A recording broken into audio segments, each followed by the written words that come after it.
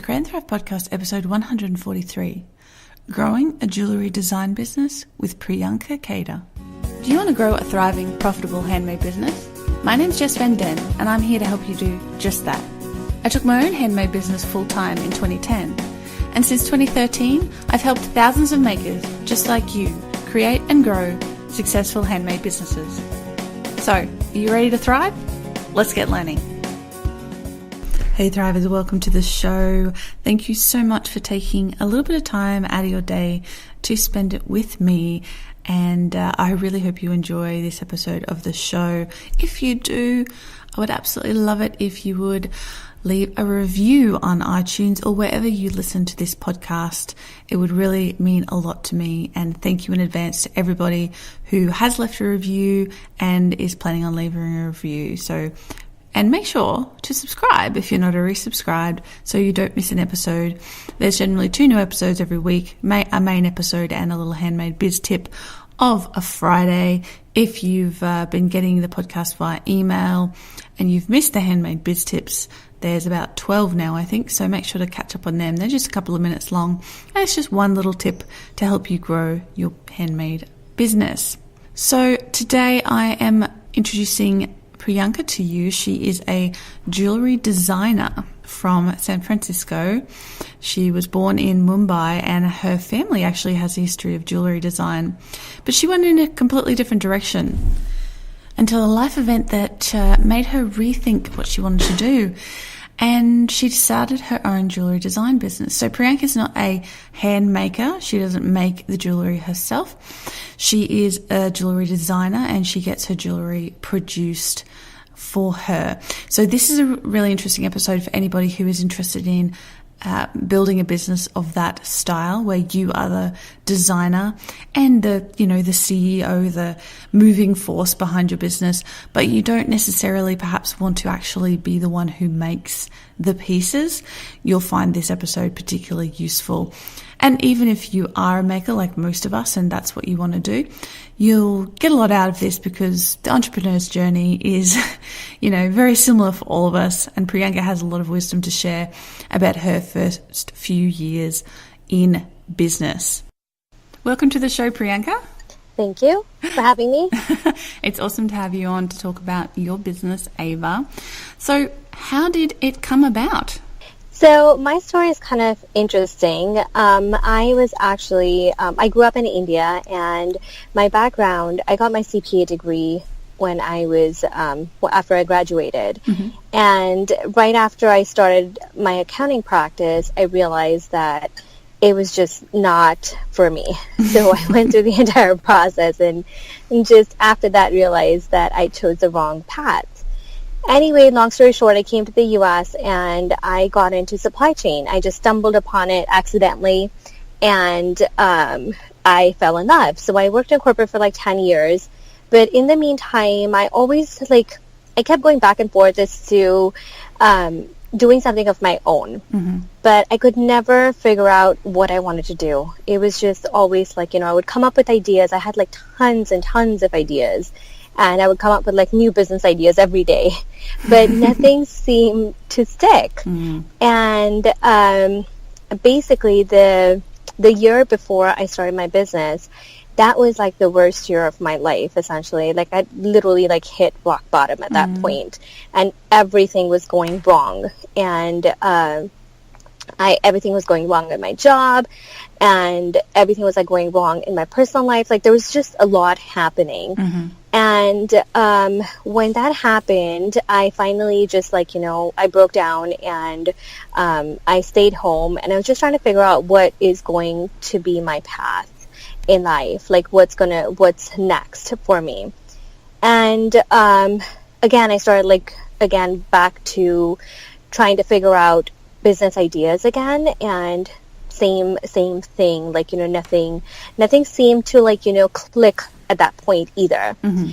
And then in the midst of all of that, my grandmother passed away, and it was very sudden, and I was very close to her, so that was something that just came as a total shock to me.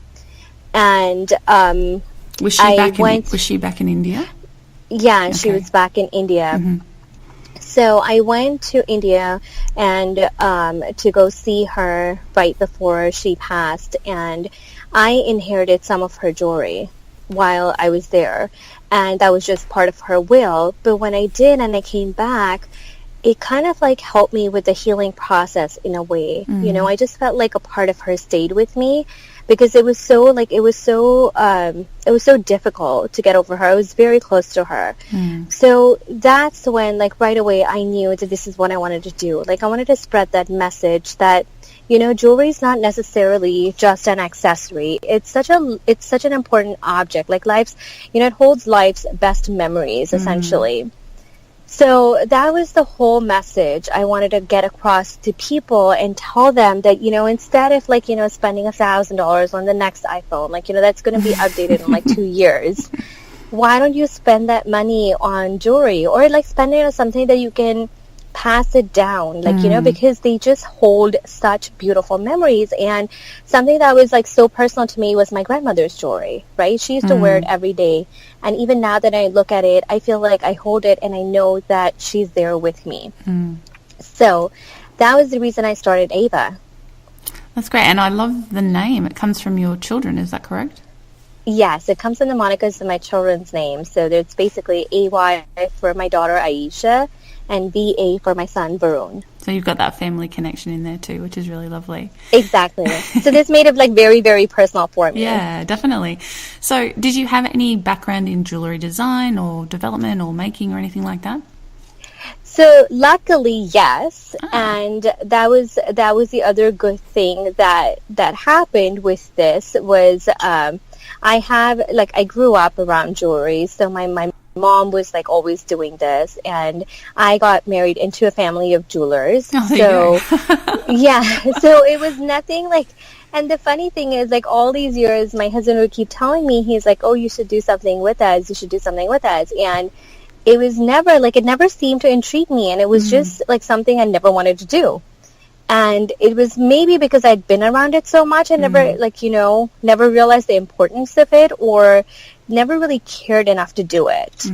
So that just kind of worked out. Like everything, like I'm saying, it's, for me, I feel like this was just destined in such a way that, like, things just laid out perfectly for me. Like, I knew I wanted to start my business, and manufacturing is like one of the biggest hurdles that anyone has to face, which I still had to, because basically the kind of jewelry that I make right now is very different, and I wanted to go back to my roots and, you know, create jewelry that was a little more traditional but like modern. So I wanted to manufacture a lot in India.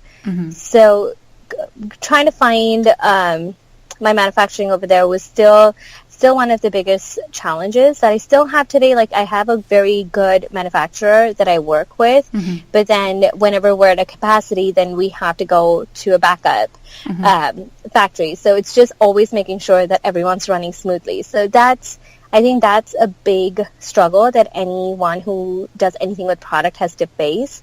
But luckily I was blessed in that aspect, that I had the connections to guide me to the right places. Yeah, that would have made things a lot easier. Yeah, exactly. I know people who start off hand making just by themselves, who do want to expand. They often say that's the most difficult part of the process, is obviously finding the right place. Because you have to trust that, you know, they're going to do as good a job as you could do yourself. Not only that, but it's like, it's to find a manufacturer. It's not like, you know, you can pull someone off of the yellow pages and just go and find them, because it's still I feel like it's still a very dated industry. It's still, people still go off of word of mouth, because again, it's a trust-based business anyway. So you can't just find someone and be like, you know what, you need to manufacture for me, because again, they won't even take you on one. And then the second thing is, you don't want to find someone like that because you don't know them. So it still goes by like word of mouth and referrals. It's like, oh, I know this person, maybe you can go talk to them.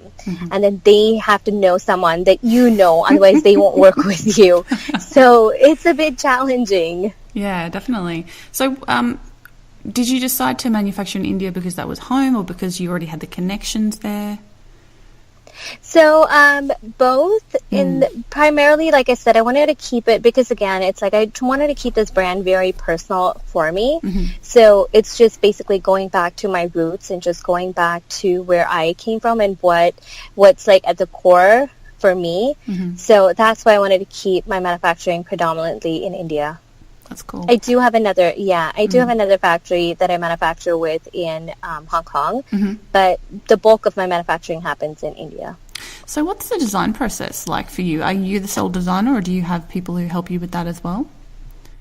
So I am the sole designer right now, but I do have a team, and they basically so I have a CAD designer for me because I don't do CAD. So I do the initial sketching process, and once I'm done with the concept and the sketching, I do have someone who kind of like, draws it to scale, and then we have a CAD designer who finalizes everything before it goes into production. Awesome. So how long have you been in business now?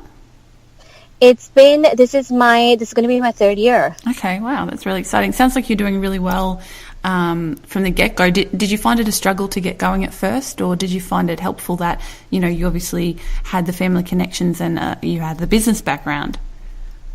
No, so basically I wanted to do everything on my own, right, so I haven't used any of my family's connections in that aspect. What I did feel gave me a big boost, and I feel like everyone should do, is that helped me like actually jumpstart my career initially, was the fact that it took me a whole year of planning. Just to give you a background, it took me a whole year of planning to basically decide how I wanted everything to look, right, in terms of what I wanted to do. And being a perfectionist, it was just really, honestly, like, you have to throw perfection out the door once you're an entrepreneur. Yes, you do. It was just a whole year wasted. Like, now that I look back at it, I'm still working on it, and I'm still improving, and I'm iterating just as I'm going. But the thing is, you can't decide that, I'm going to make this perfect and then launch, because that never happens. And you can, like, I wasted a whole year just doing that and wasted money because I wasn't doing anything. Yeah. But what came out of that was all the research that I did and all the work that I did. Basically, I found a design competition, and I entered a bunch of design competitions. Okay. Well, in the process of entering one of the design competitions, I won 2 of them, and I ended up getting 2 free exhibit spaces for trade shows. Oh, wow. That's awesome. Yes. So once I got that helped me boost and jumpstart basically my my career, like my brand, essentially, because I ended up getting a lot of my retail accounts through there. So I know we've talked about this previously, but not on record yet, but your business is predominantly wholesale. Is that correct at the moment? Yes. Yeah. Was that always the plan? Yes, it was. Yeah. Great. So, because I feel, and for me, the reason I wanted to keep it wholesale was still because jewelry is still a very personal item. There's a lot shifting through e-commerce, but I still feel like I'm a strong believer that jewelry is something that you still need to see, because there's some pieces where you could see it online and you're like, oh, I love it, but when you go and see it in person, it's not the same. And there's some pieces which you never think, but like I feel like, especially with gemstones, they automatically like attract you. Like they have that power that like the minute you see it, you have to have it, or they do nothing for you. So it's either or, right? So, and that you can't get that emotion, or you can't get that feel when you're doing it online. So for me, that was the predominant reason why I wanted to stay wholesale and sell through retail outlets, because I think it still needs to be a very touch and feel experience. Okay, awesome. So you won these design competitions and got yourself into some trade shows. Was it a bit of a mad scramble to get stuff made for the trade shows if you were still kind of in the development phase? Oh gosh, yes.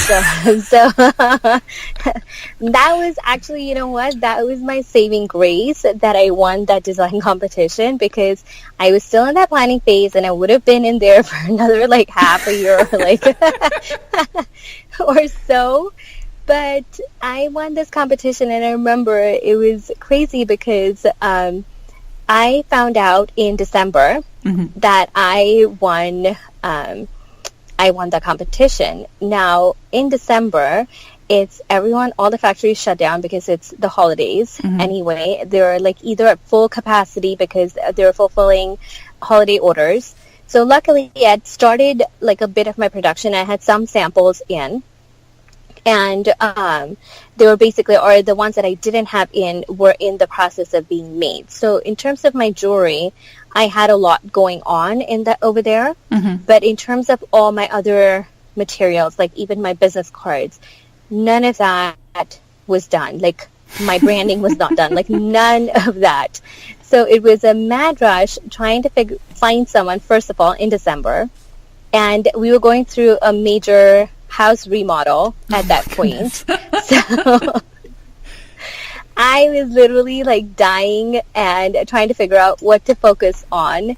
And anyway, the long story short, basically I scrambled, found a designer, found someone to like, mock up my business cards, do my branding, do all of that like really quick. And I remember the day, so I was supposed to leave for the trade show on a Saturday in January. And I ended up getting all my elements, like my business card, even my business card in my hand on the Friday before I was leaving.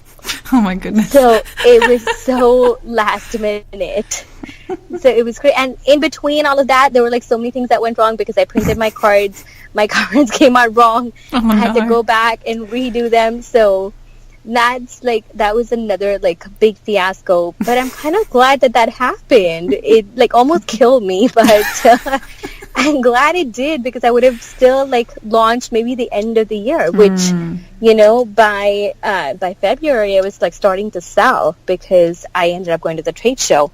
Yeah, that's awesome. And I love that it's like that thing happened, it gave you the push to make it go rather than second guessing yourself over and over again. Which exactly. I think a lot of us struggle with that issue. Right? It's like finding the best graphic designer and finding like the most perfect branding and finding the most perfect like color font for your brand. It's like, all that goes out the door when you have like 10 days to finish everything. Just get it done. Yes. Awesome. Exactly. So that was obviously a big challenge. Would you say it's the biggest challenge you've overcome so far, or have there been other things? I think there have been, like, for me, my biggest challenge was, so like I mentioned, I just like dove into this business basically just after my grandmother's, after she passed, and I just knew that this was what I wanted to do, and this is the message I wanted to spread. So that, I think, was a very emotional decision for me, and I just basically thought that this is what I'm going to do, and this is how I'm going to make my business. But again, it's like, it's not something that I've done before. Like launching a business and starting a business is not something that I worked in corporate before this. And right after, like before that, I was in college. So it's just, even though like I had 10 years of experience in corporate, I don't have like any experience, starting my business.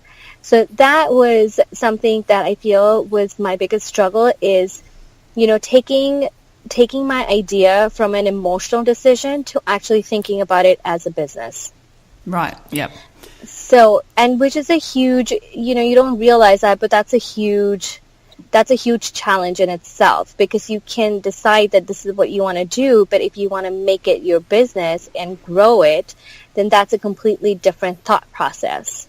Yeah, it's turning the emotion into something practical and out there in the world. Exactly. Yeah. Exactly.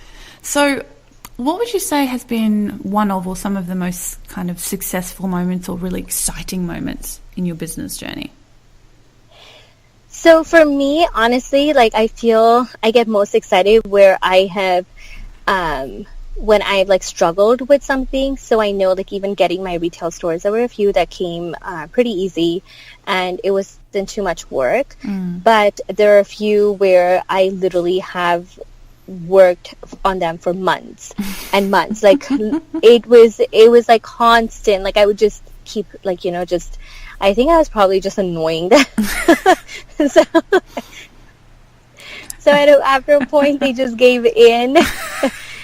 And I think that was when I felt my best. And I felt like, it's just, you draw a fine line, like not really annoying them, but you have to draw a line where you just know that, okay, you know what, I have to, when someone says no, like this is what I learned through the process. It's just when someone says no, you always have to think of it as a maybe. Mm-hmm. Because if you think of it as a no, that's your dead end. But if you think of it as a maybe, you're going to push, you're going to push a little more. Mm-hmm. And every time you push a little more, you're going to get the result that you initially intended to get. Mm-hmm.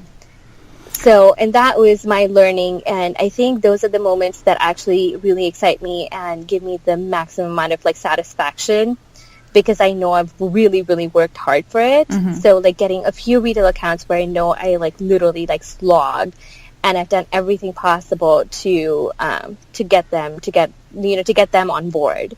So I think those would be like one of my biggest achievements and accomplishments. Awesome. And even like realizing this thing, where there are a lot of things like, they don't teach you all this. And that's my biggest like problem. Like, someone needs to teach you all this, that you just need to, not be so hard on yourself and not like take things personally, which you tend to do especially if you're an artist. It's, you tend to take it personally. It's like, oh, why didn't they like my stuff? Yeah, absolutely. It's not that they don't like your stuff. It's just, how do you that's again, back to my original point. It's like, it's an emotion versus a business. So you're going to have to separate those two. And then you have to start looking at it from a business standpoint and see, okay, you know what, why are they not doing it? What am I missing? Which holes can I fill? So for sure. I think, yeah.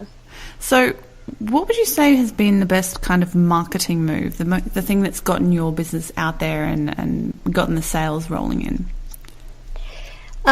With the marketing move, so I would think like personal networking is one big one. Mm-hmm. And then the other thing that I actually started doing was blogging. And I think I'm getting a lot of sales through referrals because of my blogging. Okay. And we started a series where we focus, like, just with my story too, like being a mother. Like, I have 2 young kids, and I started my business while I have my kids. And which anyone can say that is like, it's a crazy thing to juggle everything. So I started doing it just because of my own struggles. Honestly, like everything has like happened because of my own issues. Yeah. And this ended up being a really good thing in terms of like, just recognition for our brand too, is the Moms in Business series, where we talk to other women. And my whole idea was to create this community where other women who are like in a similar position where I was, like going back and forth and being afraid of starting your business, feel comfortable and feel like, what, everyone goes through it, and that it's okay, and it's just part of the struggle, but you come out of it okay, and you come out of it like on top. Mm-hmm. So, and that was the whole idea when I started it. But it's actually turned out to be a really good thing in terms of marketing for us, because we've gotten a lot of like word of mouth and referral sales because of that. Right. Awesome. So speaking of having young kids and stuff, how do you kind of do the whole work-life balance thing? Do you go to work, have an office? Do you work from home? Do you get help with the house stuff, the business stuff? How does that all work for you?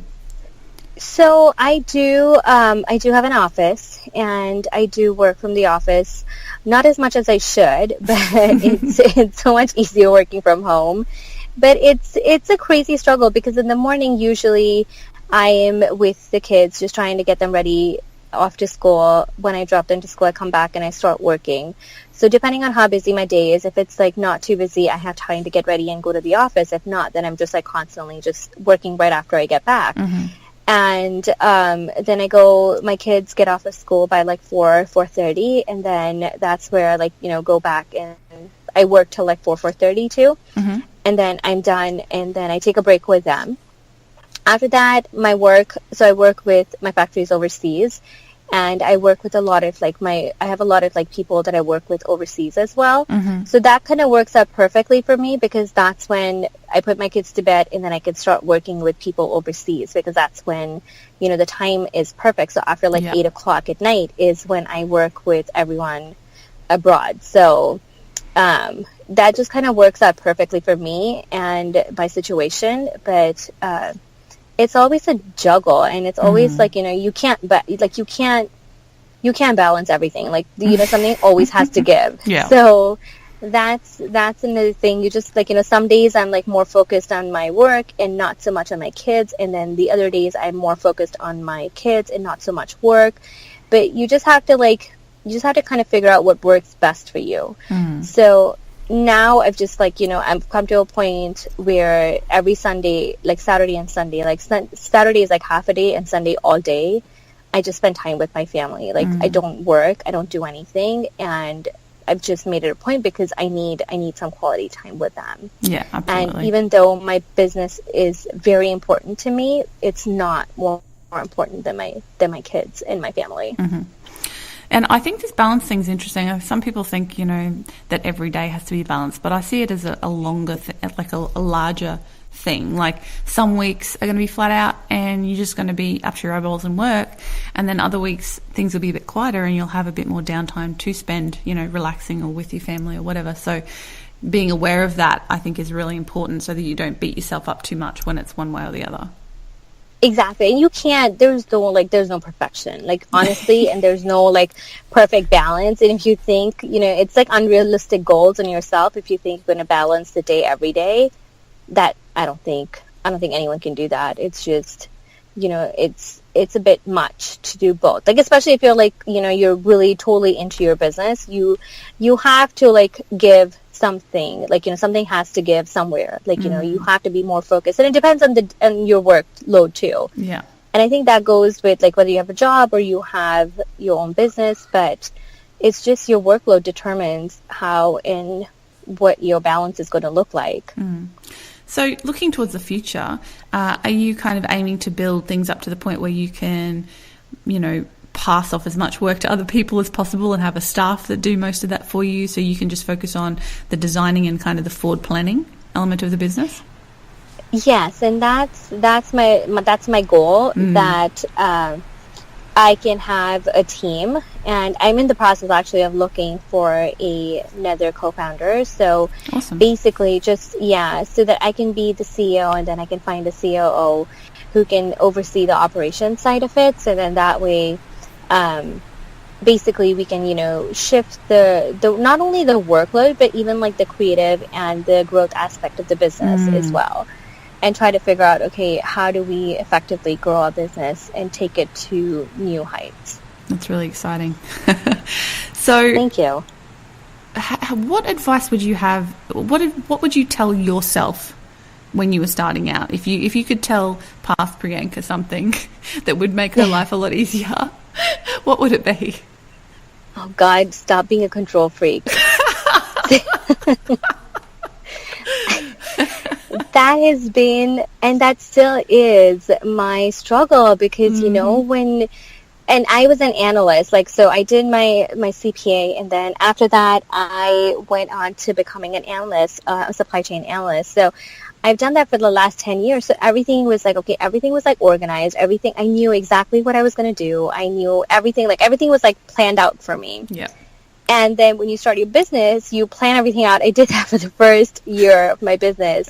I had all my plans. I had all my forecasts. I had everything like laid out. And I literally had to like throw everything out. I'm like, why are my numbers so off? Oh, dear. Yeah.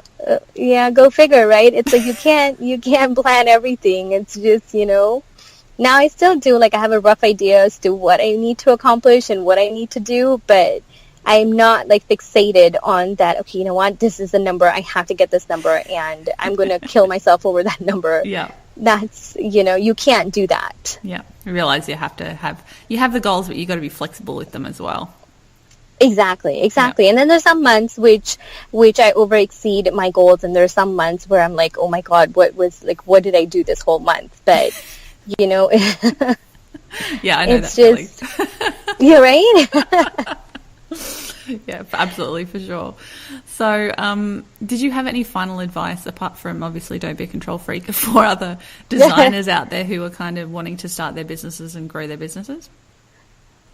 So the only thing, like, with designers and anyone who's like a creative person, just something again that I that I think was my biggest learning was just, there are always like two types of creative businesses. One is either you're a true artist and you don't think of this as a business and you're just like a true artist. And then the second thing is a creative, but you want to make this your business.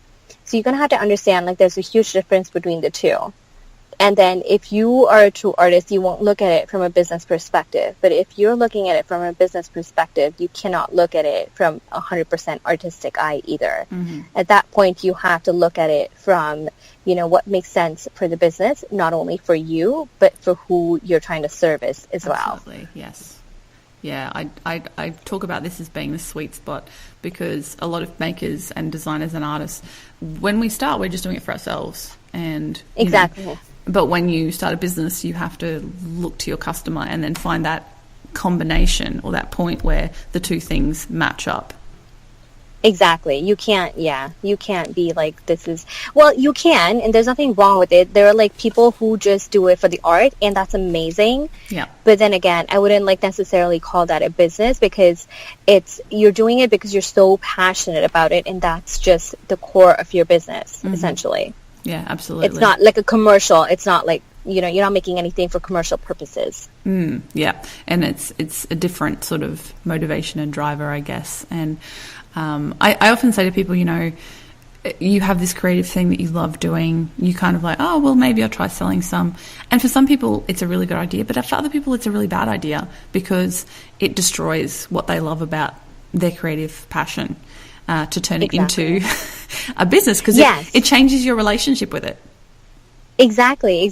And I think that's a huge thing. And I've noticed that too a lot is when people do some things and that this is, so I saw that like even with myself and I've seen other artists do that too. And I love the work like they do because they're so passionate and you see the passion come through in the work. But then it's, you don't look at it from a commercial perspective.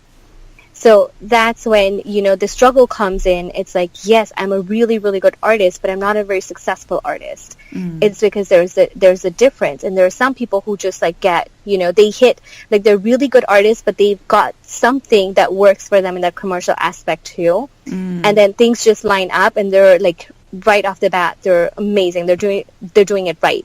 But then if you want to do that, you just have to figure out, okay, where is my balance and what my balance is and what am I missing so I can fill the gap and take my artistic ability and, be a very successful artist too. Absolutely. Priyanka, thank you so much for coming on the show today. It's been a pleasure talking with you about your business journey. Where can people find you online? So you can go find us on our website. It's AYVAJewellery.com. And then our Instagram and Facebook handles are at AYVA Jewellery. And we have a form that comes directly to my email. So if you just fill that in, if you have any questions, please feel free to reach out to me. I'm more than happy to help. Like I tell everyone, I haven't gotten this far without any help from other people. So the least I can do is repay the favor by helping someone else. And that's AYVA for Ava and jewellery spelt the US way, I'm assuming. Yes, it's JEWELLRY. Awesome. Thank you so much, Priyanka. Thank you so much for having me. Big thank you to Priyanka for coming on the show and sharing her journey with us. And as always, I want to extend an enormous Jedi hug thank you to the members of the Thriver Circle who make this podcast possible.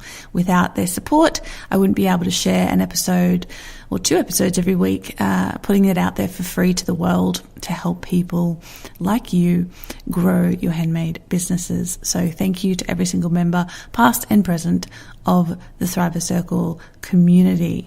We've had a big influx of new members recently, so welcome to all of you. And if you'd like to join us, head on over to thrivercircle.com and you'll get the support and guidance that will help you to turn your handmade hobby into a thriving, profitable business with me and over 500 other makers who are there to help you every single day. Thanks so much. I hope you enjoyed the show, and I'll be back again next week with another episode of the Create and Thrive podcast. I'm Jess Van Den, and goodbye for now.